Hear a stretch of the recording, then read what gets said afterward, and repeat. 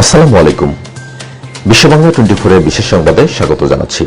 প্রথমেই জানিয়ে দিচ্ছি শিরোনামগুলো। টেক্সাসে বাংলাদেশি একটি পরিবারের 6 সদস্যের মরদেহ উদ্ধার। পরিবারের 4 জনকে হত্যার পর 2 সন্তানের আত্মহত্যা বলে পুলিশের ধারণা।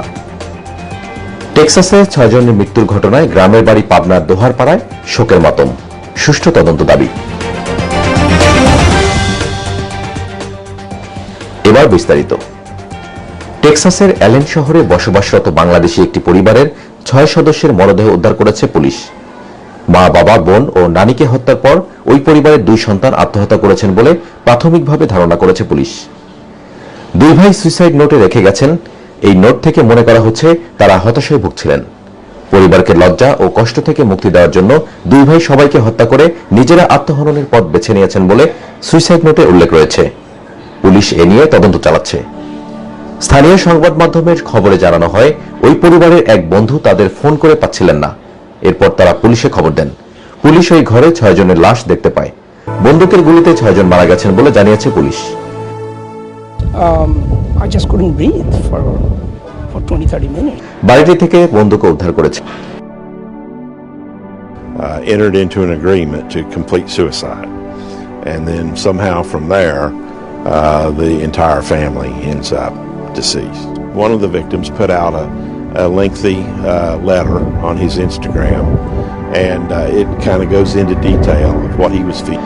মারা যাওয়া ব্যক্তিরা হলেন 19 বছর বয়সী যমজ ভাই বোন ফারহান তৌহিদ ও ফারাবিন তৌহিদ ও ফারবিন তৌহিদ, বড় ভাই 21 বছর বয়সী তানভীর তৌহিদ, মা 56 বছর বয়সী আইরিন ইসলাম, 54 বছর বয়সী বাবা তৌহিদুল ইসলাম ও তানভীর তৌহিদের নানি 77 বছর বয়সী আলতাফুন্নেসা। পুলিশ জানিয়েছে 2 ভাই 4 জনকে হত্যার পর নিজেরা আত্মহত্যা করেছেন বলে মনে হচ্ছে। মানসিক বিষণ্ণতা থেকে মুক্তি পেতে তারা এই কাজ করেছেন বলে প্রাথমিকভাবে ধারণা করা হচ্ছে। পুলিশ বলছে, ঘটনার আগে ফারহান তৌহিদ ইনস্টাগ্রামে একটি দীর্ঘ সুইসাইড নোট পোস্ট করেছেন। এতে তিনি লিখেছেন, আমি নিজেকে ও আমার পরিবারকে হত্যা করেছি। ফারহান আরো লিখেছেন কিভাবে তিনি 9ম শ্রেণী থেকে মানসিক হতাশার বিরুদ্ধে লড়াই করেছেন। তার বড় ভাইও হতাশার সঙ্গে লড়াই করেছেন।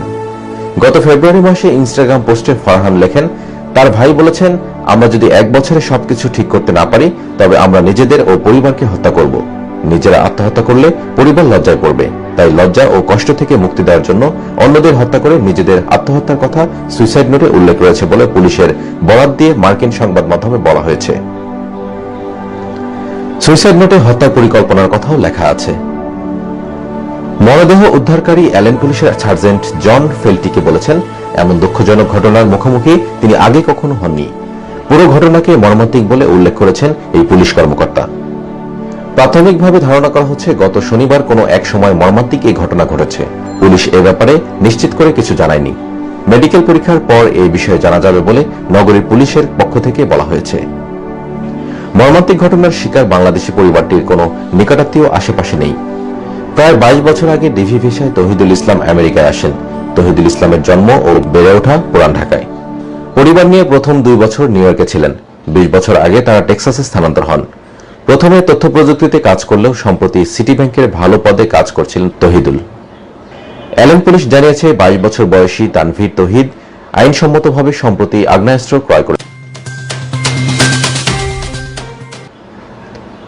ওদিকে টেক্সাসে 6 বাংলাদেশের মৃত্যুর ঘটনায় পাবনার দোহারপাড়া গ্রামে নিহতদের গ্রামের বাড়িতে চলছে শোকের মাতম।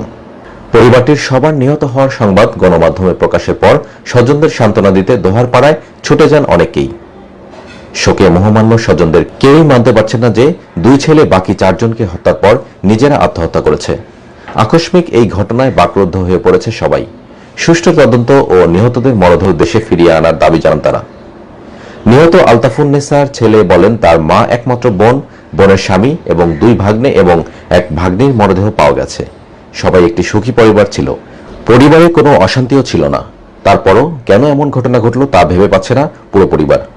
আমাদের সাথে তার লাস্ট কথা হয় শুক্রবার সন্ধ্যা পর্যন্ত।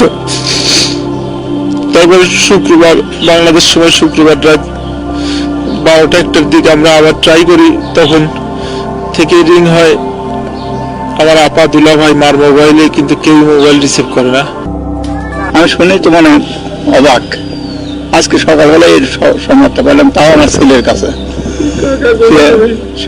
খবর পাই আমি তো মানে আমি নিজেই অসুস্থ, মানে খুব কঠিন হয়ে গেছিলাম। অবশ্যই বলতে হচ্ছে যে ঘটনাগুলি আমাদের ঘটে গেছে, যেটা আমরা আর জীবনে কোনোদিন ফিরে পাবো না। গত 1 এপ্রিল তার মায়ের দেশে আসার কথা ছিল, উড়োজাহাজের টিকিটও কাটা ছিল, ঈদে দেশে থাকার কথা ছিল, কিন্তু যার সঙ্গে তার আসার কথা ছিল তিনি করোনার কারণে দেশে না ফিরবার সিদ্ধান্ত নেওয়ায় টিকিট বাতিল করা হয়। তবে 2 ভাগ্নে পরিবারের 4 জনকে হত্যার পর নিজেরা আত্মহত্যা করেছে বলে গণমাধ্যমে যে খবর প্রকাশ হয়েছে তা পরিবারের কেউ বিশ্বাস করতে পারছে না। ঘটনার সুষ্ঠু তদন্ত দাবি করেন তারা। আজকের মতো এটুকুই। বিশ্ববাংলা 24 এর সাপ্তাহিক ও বিশেষ সংবাদ দেখার আমন্ত্রণ জানিয়ে শেষ করছি এখানে। আল্লাহ হাফেজ।